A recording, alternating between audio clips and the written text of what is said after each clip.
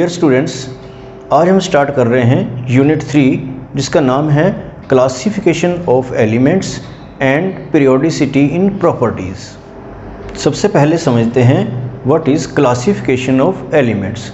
तो जितने भी नॉन एलिमेंट्स हैं उनका एक अरेंजमेंट इस तरीके से किया जाए कि जो सिमिलर एलिमेंट्स हैं वो एक साथ हों और जो डिसिमिलर एलिमेंट्स हैं वो उनसे अलग रखे जाएं। तो इस तरह के अरेंजमेंट को क्लासिफिकेशन ऑफ एलिमेंट्स बोलते हैं। तो ये यहाँ पर आप समझ सकते हैं, arranging the known elements in such a way that similar elements are placed together, कि एक जैसे एलिमेंट एक साथ रखे जाएं, and dissimilar elements are separated from one another, वो एक दूसरे से अलग जगह पे हों जो डिसिमिलर हैं, is known as classification of elements, जैसा कि पीरियोडिक टेबल में किया जाता है। अगर आपने पीरियोडिक टेबल देखा है उसमें इस तरह से एलिमेंट्स लगे होते हैं जैसे हाइड्रोजन, लिथियम, सोडियम, पोटाशियम वगैरह, और यहाँ पर जैसे कि बेरिलियम, मैग्नीशियम है, और पूरा पीरियोडिक टेबल आपको बता दिया जाएगा कैसा होता है। और इस तरह से ये boron, carbon, nitrogen, oxygen, fluorine elements होते हैं, और फ्लोरीन के नीचे आपको पता है क्लोरीन, ब्रोमीन, आयोडीन। तो इस तरह से ये कुछ ग्रुप्स बने होते हैं। तो टोटल जो मॉडर्न पीरियोडिक टेबल है उसमें इस तरह से 18 वर्टिकल कॉलम होते हैं जिसको क्या बोलते हैं, ग्रुप बोलते हैं। तो सारे सिमिलर एलिमेंट्स जैसे कि मेटल इस साइड होते हैं, नॉन मेटल उस साइड आ जाते हैं। तो इस तरह से आपने पीरियोडिक टेबल देखा होगा जो एलिमेंट्स को क्लासीफाई करता है सिस्टेमेटिकली ग्रुप्स में अकॉर्डिंग टू देयर प्रॉपर्टीज़। तो जो उसमें चैप्टर के नेम में लिखा हुआ था पीरियोडिसिटी इन प्रॉपर्टीज़, पीरियोडिसिटी इन प्रॉपर्टीज़ का मतलब है similarity in properties of the elements of the same group. मतलब एक ही ग्रुप के जो एलिमेंट्स हैं उनकी प्रॉपर्टीज़ में पीरियोडिसिटी होती है, मतलब सिमिलैरिटी होती है। तो इस तरह से सिस्टेमेटिकली ग्रुप्स में जब हम एलिमेंट्स को अरेंज करते हैं तो जो टेबल बनता है उसे हम बोलते क्या हैं, पीरियोडिक टेबल। तो पीरियोडिक टेबल को कैसे हम डिफाइन कर सकते हैं वो आप नोट कर लीजिए। The table which classify the elements into systematic groupings according to their properties. तो उनकी प्रॉपर्टीज़ के अकॉर्डिंग एलिमेंट्स का क्लासिफिकेशन जो आप पढ़ेंगे पीरियोडिक टेबल में वो एक प्रॉपर अरेंजमेंट होगा जिसे हम बोलते हैं क्लासिफिकेशन ऑफ एलिमेंट्स। इस चैप्टर में आपको मेनली समझना है मॉडर्न पीरियोडिक टेबल, लेकिन उससे पहले आपको पीरियोडिक टेबल बना कैसे है, उसका हिस्टोरिकल डेवलपमेंट क्या है, उससे रिलेटेड कुछ छोटे छोटे 3 पॉइंट्स आपको समझने हैं। तो सबसे पहले ये historical development of periodic table में फर्स्ट पॉइंट देखते हैं, डॉबरनियर ट्रेड्स। तो पहले किस तरह से कोशिश की गई एलिमेंट्स को क्लासीफाई करने की वो इन पॉइंट्स में आपको बताया जाएगा। तो सबसे पहले ट्रेड्स क्या होता है, ग्रुप ऑफ 3 एलिमेंट्स में एलिमेंट इस तरह से क्लासिफिकेशन किया साइंटिस्ट जो डॉबरनियर था। तो जैसे ये एक ग्रुप बनाया लिथियम, सोडियम और पोटाशियम 3 एलिमेंट्स का, और ये यहाँ पर उनके एटॉमिक मासेस लिखे हैं। तो इस ट्रेड्स के अकॉर्डिंग जैसे लिथियम का एटॉमिक मास 7 है, सोडियम का 23 और पोटाशियम का 39। तो इसमें ये बताया गया है कि जो बीच वाला एलिमेंट है उसका एटॉमिक मास अगर आपको फाइंड आउट करना है तो वो इन दोनों का अर्थमेटिक मीन होगा। अर्थमेटिक मीन का मतलब है कि इन दोनों का जैसे आप एवरेज लेते हैं, फर्स्ट और लास्ट का आप टोटल करके 2 से डिवाइड कर दीजिए तो ये अप्रोक्सीमेट मास आ जाता है बीच वाले एलिमेंट का। तो एक तो ट्रेड्स ये है, एक ये मैंने बनाया है क्लोरीन, ब्रोमीन, आयोडीन। तो इसका एटॉमिक मास जो है क्लोरीन का 35.5, Br, ब्रोमीन का 80 और आयोडीन का कितना होता है 127। तो इसमें भी आप देख सकते हैं कि बीच वाले एलिमेंट्स का मास अगर फाइंड आउट करना है तो फर्स्ट और लास्ट का टोटल ले लीजिए और उसका एवरेज फाइंड आउट कर दीजिए, मीन्स 2 से डिवाइड कर दीजिए, तो ये बीच वाले एलिमेंट का मास आ जाएगा। हालांकि इस केस में ये 80 नहीं आता है, 81 पॉइंट समथिंग आता है। तो लेकिन फिर भी अप्रोक्सीमेट मास आ जाता है, लेकिन ऐसा सभी जगह एप्लीकेबल नहीं होता है। फिर भी आप इसको नोट कर सकते हैं डॉबरनियर ट्रेड्स क्या होता है। सेकंड नंबर पर आपको समझना है न्यूलैंड लॉ ऑफ ऑक्टेव। इसमें यह बताया गया है कि जो 8th एलिमेंट होता है सीरियल वाइज देखें अगर तो उसकी प्रॉपर्टीज़ फर्स्ट वाले एलिमेंट जैसी ही होती हैं। तो जैसे यहाँ पर सीरियल नंबर लिखे हैं 1 2 3 4 5 6 7 इस तरीके से, और ये एलिमेंट्स लिखे हैं। तो जैसे ये फर्स्ट एलिमेंट है फर्स्ट सीरियल नंबर पर लिथियम, आगे बेरिलियम है, boron, carbon, nitrogen, oxygen, fluorine, sodium. तो यहाँ से अगर फर्स्ट गिने second, third, fourth, fifth, six, seventh, eighth.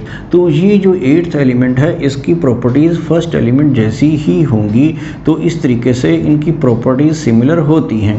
और आगे देखिए, अगर इसको फर्स्ट मान लें तो 1 2 3 4 5 6 7 8, फिर एट्थ एलिमेंट ये बनता है और इसकी प्रॉपर्टीज़ भी इनके जैसी ही होती हैं। लेकिन ये जैसे बाद में नोबल गैसेस डिस्कवर हो गई थी, तो ऐसा हमेशा नहीं होता था कि एट्थ एलिमेंट की प्रॉपर्टीज़ बिल्कुल सिमिलर आ जाएं। लेकिन फिर भी आपको नॉलेज के लिए ये न्यूलैंड लॉ ऑफ ऑक्टेव जो है रीड कर लेना है। थर्ड नंबर पर आपको समझना है लोथर-मेयर अरेंजमेंट। तो इस अरेंजमेंट के अकॉर्डिंग जो है इन्होंने एटॉमिक वॉल्यूम्स को एटॉमिक मासेस के साथ एक ग्राफ बनाया। एटॉमिक वॉल्यूम जो होता है ये मास अपॉन डेंसिटी से आपको आ जाएगा, क्योंकि डेंसिटी मास अपॉन वॉल्यूम होती है। तो इस तरह से ये वाई एक्सिस पर और इस तरह से एटॉमिक मासेस को इधर एक्स एक्सिस पर प्लॉट किया, तो इस तरह से ग्राफ बनाया गया। ये इस तरह से उसमें कुछ पीक्स आ जाती हैं। इस टाइप से ग्राफ तो आपको किसी बुक से ही देखना पड़ेगा ये एग्जैक्ट कैसा आता है। तो जैसे ये लिथियम आ गया, एक पीक पर सोडियम आ गया, फिर पोटाशियम आ गया, इस तरह से रुबीडियम। तो उसने ये देखा कि जो सिमिलर एलिमेंट्स हैं वो सिमिलर पोजीशन कर्व में आते हैं। तो इसका मतलब ये होता है कि कहीं ना कहीं एलिमेंट्स का जो अरेंजमेंट है वो उनके एटॉमिक मासेस पर डिपेंड करता है। तो ये ग्राफ आप किसी बुक से ठीक से प्लॉट किया हुआ देख लेना। तो इसमें वॉल्यूम को एटॉमिक मासेस से प्लॉट किया गया के वर्सेस, और ये बताया गया कि जो सिमिलर एलिमेंट्स होते हैं दे occupy similar position in the curve. आगे हम देखते हैं मेंडलीव्स पीरियोडिक लॉ। सबसे पहले एक short form of periodic table बनाया गया था जिसको मेंडलीव पीरियोडिक टेबल बोलते थे। That was based upon Mendeleev periodic law, जो कहता था कि जो फिजिकल और केमिकल प्रॉपर्टीज़ एलिमेंट्स की होती हैं वो उनके एटॉमिक मासेस पर डिपेंड करती हैं। तो मेंडलीव पीरियोडिक लॉ को कैसे डिफाइन किया जाता है वो पहले आप देख लीजिए। The physical and chemical properties of the elements are periodic function of their atomic masses. तो पीरियोडिक फंक्शन का मतलब होता है कि वो उस पर डिपेंड करती है, जैसे एटॉमिक मासेस पर डिपेंड करती है। तो इसका मतलब ये हुआ कि अगर एटॉमिक मासेस के इंक्रीजिंग ऑर्डर में हम एलिमेंट्स को अरेंज कर दें तो उससे जो पीरियोडिक टेबल बनेगा उसे बोलेंगे मेंडलीव पीरियोडिक टेबल। तो मेंडलीव पीरियोडिक टेबल में जो एलिमेंट्स का क्लासिफिकेशन किया गया है वो एटॉमिक मासेस के बेस पर किया गया था। और ये एक ओल्ड टाइप का पुराना बहुत जो पीरियोडिक टेबल था वो उस टाइप से था। तो उसमें कुछ खास बातें भी थी, कुछ एडवांटेज भी थी और कुछ लिमिटेशंस भी थी जिनको हमें ब्रीफ में आगे स्टडी करना है। तो मेंडलीव का जो पीरियोडिक टेबल बना था उसमें क्या एडवांटेज थी पहले ये देख लेते हैं। तो फर्स्ट पॉइंट है this table simplified the study of elements, क्योंकि एलिमेंट्स का क्लासिफिकेशन सबसे पहले इसी में जो थोड़ा बहुत ठीक आप कह सकते थे वो हुआ था। तो इससे एलिमेंट्स की स्टडी जो है वो सिंप्लीफाई होगी, उसको स्टडी करना थोड़ा इजी हो गया। और सेकंड पॉइंट है this table helped in correcting atomic masses of some elements. तो पीरियोडिक टेबल में उसकी पोजीशन क्या है एलिमेंट की, उस बेस पर उसका कितना एटॉमिक मास होना चाहिए जितना पहले कैलकुलेट नहीं हुआ था। तो इसके हेल्प से, इस पीरियोडिक टेबल की हेल्प से कुछ एटॉमिक मासेस जो हैं वो करेक्टली फाइंड आउट किए गए। तो ये इसका एक एडवांटेज था। और थर्ड पॉइंट है Mendeleev predicted the properties of some elements. जैसे कि ये गैलियम है, कुछ एलिमेंट्स अभी डिस्कवर भी नहीं हुए थे तो लेकिन पहले से ही मेंडलीव ने बता दिया था कि इनकी प्रॉपर्टीज़ कुछ इस तरह से होगी। ये जो गैलियम है इसको एका एल्युमिनियम, क्योंकि एल्युमिनियम के बाद जो एलिमेंट आना चाहिए था वो ये है, और इसकी प्रॉपर्टीज़ को भी पहले से ही प्रेडिक्ट किया इस एलिमेंट की डिस्कवरी होने से भी पहले। इसी तरह से एक और एलिमेंट था एंड ये जर्मेनियम लिखा है, इसको एका सिलिकॉन बोलते थे क्योंकि सिलिकॉन के बाद जो एलिमेंट आना चाहिए था उसका नाम जर्मेनियम रखा गया था। ये एलिमेंट्स बाद में डिस्कवर हुए थे लेकिन इनकी प्रॉपर्टीज़ जो हैं ये मेंडलीव ने पहले से ही प्रेडिक्ट कर ली थी। अब हम देखते हैं मेंडलीव पीरियोडिक टेबल की लिमिटेशंस। तो फर्स्ट पॉइंट इसमें है no place provided for isotopes of elements. तो इसमें आइसोटोप्स के लिए तो कोई जगह नहीं थी। जैसे आपको पता है क्लोरीन का एटॉमिक मास 35 भी होता है और 37 भी होता है, लेकिन क्लोरीन तो एक ही था पीरियोडिक टेबल में। ये आइसोटोप्स कहलाते हैं, जो आपको पता ही होगा, same atomic number but different atomic masses. तो इस टाइप से आइसोटोप के लिए उसमें कोई जगह नहीं थी। और सेकेंड पॉइंट है metals not separated from non metals, metal non metal को अलग अलग से नहीं सेपरेट उसमें किया गया था, हालांकि नए पीरियोडिक टेबल में सेपरेशन पॉसिबल है। और थर्ड पॉइंट है position of hydrogen and rare earth metal. तो रेयर अर्थ मेटल वो होते हैं लैंथेनाइड और नेक्टेनाइड्स, जिनको आप आगे पढ़ेंगे, तो उनकी पोजीशन भी इसमें क्लियर नहीं थी मेंडलीफ वाले पीरियोडिक टेबल में। और फोर्थ पॉइंट है increasing order of atomic masses was not followed properly. तो कहीं कहीं जगह पर ये जो increasing order of atomic masses था इसको फॉलो नहीं किया गया था। जैसे ऑर्गन जो है जिसका एटॉमिक मास 39.9 है, ये उसमें पहले आ रहा था प्लेस्ड बिफोर पोटाशियम। पोटाशियम का हालांकि एटॉमिक मास थोड़ा कम है, 39.1 है, तो इसका जो बेस था कि एटॉमिक मासेस के इंक्रीजिंग ऑर्डर में एलिमेंट्स लगाए जाएंगे, तो वो इंक्रीजिंग ऑर्डर कहीं कहीं फॉलो नहीं किया जा रहा था। और फिफ्थ पॉइंट है some similar elements were separated and dissimilar elements placed together. तो ये एक मेन ड्रॉबैक है कि जो पीरियोडिक टेबल में होना चाहिए कि सिमिलर एलिमेंट्स को एक साथ रखा जाए और डिसिमिलर एलिमेंट्स को अलग रखा जाए, तो वो भी फॉलो नहीं हो पाया था इसमें, क्योंकि कुछ सिमिलर एलिमेंट्स जो हैं वो एक दूसरे से अलग कर दिए गए, और जो डिसिमिलर एलिमेंट्स हैं जो बिल्कुल भी एक दूसरे से मिलते जुलते नहीं हैं उनको एक साथ रखा गया। तो अगला जो पॉइंट है six, this table was not able to explain the cause of periodicity in properties of elements। तो ये एक आप मेन पॉइंट कह सकते हैं इसको भी कि इस पीरियोडिक टेबल में cause of periodicity, periodicity का मीनिंग मैंने आपको क्या बताया था, सिमिलैरिटी। एक ग्रुप के अंदर जितने भी एलिमेंट्स होते हैं उनकी प्रॉपर्टीज़ एक जैसी होती हैं, तो उसका रीज़न cause जो है वो क्या है, ये मेंडलीफ वाले पीरियोडिक टेबल में एक्सप्लेन नहीं हो पाया था। हालांकि जो नया पीरियोडिक टेबल है उसमें ये बात एक्सप्लेन हो गई है, वो हम आपको बाद में एक्सप्लेन कर देंगे। तो इस तरह से मेंडलीफ पीरियोडिक टेबल के बारे में आपको ब्रीफ में स्टडी कर लेना है। जैसे मेंडलीफ पीरियोडिक लॉ, जिसमें मेनली एटॉमिक मासेस के इंक्रीजिंग ऑर्डर में ही आपको बताया गया था, और उसी हिसाब से एलिमेंट्स का क्लासिफिकेशन किया गया था और इसका एडवांटेज और लिमिटेशंस। तो ये आपको मेंडलीफ के बारे में स्टडी करना है। तो हमारा जो मेन टॉपिक है वो है long form of periodic table, जिसको मॉडर्न पीरियोडिक टेबल भी कहा जाता है, जिसको आपको डिटेल में स्टडी करना है। और ये जो मॉडर्न पीरियोडिक टेबल है it is based upon modern periodic law, जो मोज़ले नाम के एक साइंटिस्ट ने दिया था। और इस लॉ के अकॉर्डिंग जो डेफिनेशन है वो भी यहाँ से आपको नोट कर लेनी है। The physical and chemical properties of the elements are periodic function of their atomic numbers. तो ये आपने नोट कर लिया होगा, the physical and chemical properties जो हैं एलिमेंट्स की are periodic function of their atomic numbers, means कि वो एटॉमिक नंबर पे डिपेंड करती हैं। मतलब एक रेगुलर इंटरवल के बाद प्रॉपर्टीज़ रिपीट हो जाती हैं। तो ये जो मैंने बोला है रेगुलर इंटरवल के बाद प्रॉपर्टीज़ रिपीट होती हैं, तो इसका मतलब क्या है ये आपको नेक्स्ट टॉपिक में समझ में आ जाएगा।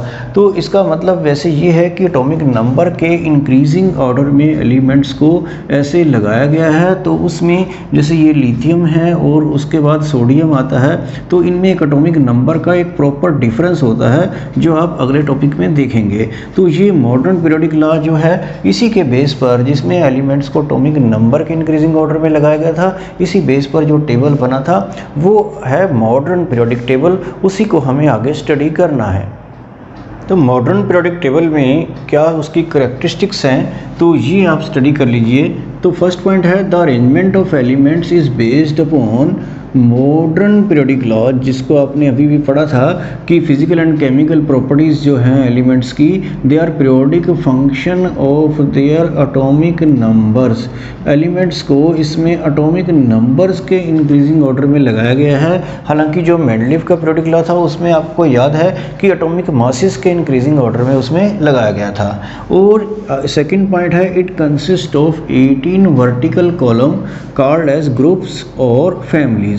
तो इसमें इस तरीके से जो एलिमेंट्स का क्लासिफिकेशन आप देखेंगे अभी ग्रुप्स में, तो इस तरह से उसमें 18 वर्टिकल कॉलम हैं जिन्हें हम क्या बोलते हैं, ग्रुप बोलते हैं। और थर्ड पॉइंट है there are 7 horizontal rows called as periods. तो इस तरह से जो लाइनें होंगी हॉरिजॉन्टल वो उसमें 7 होंगी जो आप अभी देखेंगे आगे। और अगला जो पॉइंट है, देयर आर 4 ब्लॉक्स जिनको S P D F, जो आपने क्वांटम नंबर्स या ऑर्बिटल्स के बारे में पढ़ा था तो ये आपने सुने होंगे वहाँ पर S P D F। तो इसमें 4 ब्लॉक्स बने हुए हैं। इस तरह से जो स्टार्टिंग के 2 ग्रुप हैं उनको हम S ब्लॉक बोलते हैं, और इधर बीच वाला जो पोर्शन है उसको D ब्लॉक बोला जाएगा, और जो इधर राइट साइड में है उसको P ब्लॉक बोला जाता है। और उसमें 2 सीरीज़ नीचे भी हैं अलग 14 एलिमेंट्स की जिनको F ब्लॉक बोला जाता है। तो वो पीरियोडिक टेबल किस टाइप का है ये हम आगे देख लेते हैं। तो ये long form of periodic table किस टाइप का है ये आप समझ लीजिए, और ये पूरा पीरियोडिक टेबल आपको बना हुआ किसी बुक में मिल जाएगा, तो वहाँ से आपको ज़रूर इसको देख लेना है। तो अभी मैं आपको बता देता हूँ कि जो फर्स्ट और सेकंड ग्रुप हैं, तो फर्स्ट एटॉमिक नंबर आपको पता है हाइड्रोजन का है, तो हाइड्रोजन से स्टार्ट होता है ये। तो इसके नीचे जो एलिमेंट्स हैं इस तरह से हैं, hydrogen, lithium, sodium, potassium, rubidium, caesium और फ्रेंशियम। तो इस तरह से जो रोज़ बनेंगी ये 1 2 3 4 5 6 और 7 रोज़ इसमें होती हैं। और कॉलम जो हैं, जो ग्रुप जिनको बोलते हैं, ये आप देख लेंगे, ये 3 4 5 6 7 8 9 10 11 12, और यहाँ पर 13 से स्टार्ट हो जाते हैं, 13 14 15 16 17 और ये 18 ग्रुप है। ये एटॉमिक नंबर हाइड्रोजन है, और यहाँ पर एटॉमिक नंबर 2 पर जो है एलिमेंट वो क्या है, हीलियम है। और जैसे ये लिथियम है तो इसका एटॉमिक नंबर 3 होगा, ये 11 होगा, फिर ये 19 होगा, ये 37 होगा, ये 55 होगा और ये 87। ये आपको दिमाग में रखना है कि यहाँ पर 2 ऐड करके आया है 3, और 3 में फिर 8 ऐड किए, फिर 8 ऐड किए तो ये 19 आया, फिर ये 18 2 बार ऐड किए हैं, और लास्ट में 32 ऐड किए हैं। यही वो रेगुलर इंटरवल है जहाँ पर प्रॉपर्टीज़ रिपीट होती हैं, ये भी आपको याद रखना है। तो एटॉमिक नंबर यहाँ पे 3 है, तो यहाँ पर एटॉमिक नंबर 4 वाला एलिमेंट होगा बेरिलियम। तो आगे एलिमेंट्स आप नोट कर सकते हैं, beryllium, magnesium, calcium, strontium, barium और रेडियम। तो एटॉमिक नंबर जो यहाँ पे है उससे जस्ट एक आगे कर देना है आपको, 87 है तो यहाँ पर 88 होगा, और यहाँ पर 38 होगा, और ये 20 और ये 12। तो 21 एटॉमिक नंबर किसका है ये भी आपको पता होना चाहिए। तो ये 23 24 25 26 27 28 29 और 30। तो ये आपको याद होगा, scandium, titanium, vanadium, chromium, manganese, iron, cobalt, निकल, कॉपर और जिंक। इनकी इलेक्ट्रॉनिक कॉन्फ़िगरेशन भी आपको दिमाग में रखनी है जो आपने पिछले चैप्टर में पढ़ ली है। और ये एटॉमिक नंबर यहाँ पर क्या आएगा, 5 तो 6 7 8 9 10 इस टाइप से हो जाएगा, और 11 तो ये है ही। और ये एलिमेंट आपको पता ही होंगे, boron, carbon, nitrogen, oxygen, fluorine और नियॉन। तो इनको बोरोन फैमिली बोलते हैं, जैसे ये 13 ग्रुप है और ये बोरोन है, और इसके नीचे जो एलिमेंट होंगे वो boron, aluminium, boron, aluminium, gallium, indium, thallium. तो इस तरह से एलिमेंट होंगे। ये एलिमेंट आप चेक कर लेना एक बार पीरियोडिक टेबल से। जैसे ये आगे कार्बन फैमिली है तो कार्बन के नीचे क्या होगा, तो यहाँ पे है सिलिकॉन, जर्मेनियम, टिन होता है SN, और आगे लेड। तो आगे ये नाइट्रोजन फैमिली है, नाइट्रोजन, फास्फोरस, आर्सेनिक, एंटीमनी और बिस्मथ। और ये जो ऑक्सीजन फैमिली जिसे बोलते हैं, इसमें जो एलिमेंट होंगे ऑक्सीजन, सल्फर और सेलेनियम, टेलुरियम, पोलोनियम इस टाइप से रहते हैं। और ये फ्लोरीन, इनको हेलोजन्स बोलते हैं, फ्लोरीन, क्लोरीन, ब्रोमीन, आयोडीन और एस्टेटिन। और इनको बोलते हैं noble gases, helium, neon, argon, krypton, xenon और रेडॉन। तो इस पीरियोडिक टेबल में आपको ये नोट करना है कि इसमें इस तरह से वर्टिकली 18 ग्रुप्स हैं और 7 हॉरिजॉन्टल रोज़ हैं जिनको हम पीरियड बोलते हैं। और इसमें ये ब्लॉक्स भी हैं, ये S ब्लॉक, और ये वाले एलिमेंट्स P ब्लॉक, और ये बीच वाले एलिमेंट्स D ब्लॉक एलिमेंट्स कहलाते हैं, और नीचे F ब्लॉक हैं। यहाँ पर आपको नोट कर लेना है 56 57 के बाद ये 72 एटॉमिक नंबर है, 58 से यहाँ पर शुरू हो रहा है 71 तक। इसी तरह से ये 89 के बाद 90 से 103 तक, और आगे 104 इधर D ब्लॉक में है। तो ये एलिमेंट्स का क्लासिफिकेशन ब्लॉक्स में किस तरीके से है ये आपको आगे बताया जाएगा।